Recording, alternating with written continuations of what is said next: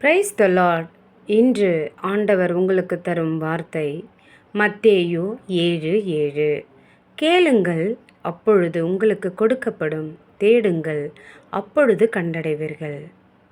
பிரியமானவர்களே, ஒரு நாள் இயேசு சமாரியா தேசத்தில் உள்ள சீகார் என்னும் ஊருக்கு வந்தார். அங்கே யாக்கோபின் கிணற்றருகில் ஓய்வெடுத்து உட்கார்ந்திருந்தார்.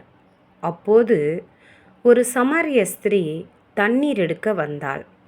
யூதர்களும் சமாரியரும் பழகாதவர்கள் என்பதால் அவள் இயேசு தன்னிடம் பேசுவார் என்று நினைக்கவே இல்லை. ஆனால் இயேசு அவளிடம், எனக்கு தாகம் குடிக்கத்தா என்று சொன்னார். அதிலிருந்து உரையாடல் தொடங்கியது. பின்னர் இயேசு, நான் தரும் தண்ணீரை குடிப்பவன் இனி ஒருபோதும் தாகப்பட மாட்டான் என்று சொல்லி தாம் தரும் ஜீவ தண்ணீரை பற்றி அவளுக்கு புரிய வைத்தார். அந்த ஸ்திரீயின் வாழ்க்கையில் வெறுமையும் உடைந்த மனமும் இருந்தது. ஆனாலும் அவள் இயேசுவிடம் பேசத் தொடங்கினாள். சந்தேகங்களை கேட்டாள், உண்மையை தேடினாள்.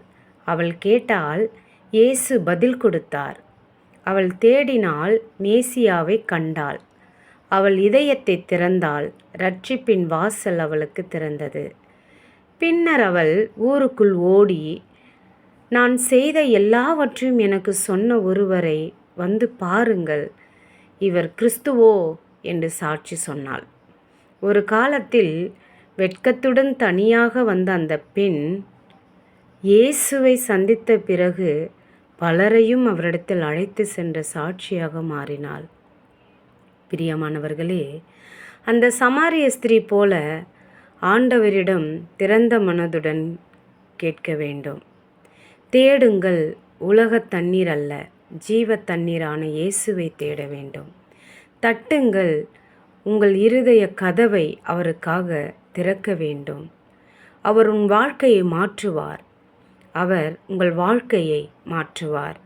இயேசுவை உண்மையாக தேடும் ஒருவரையும் அவர் வெறுமையாக அனுப்ப மாட்டார். ஜெபம் செய்வோம். அன்புள்ள தகப்பனே, இந்த அருமையான வார்த்தைக்காக நன்றி அப்பா.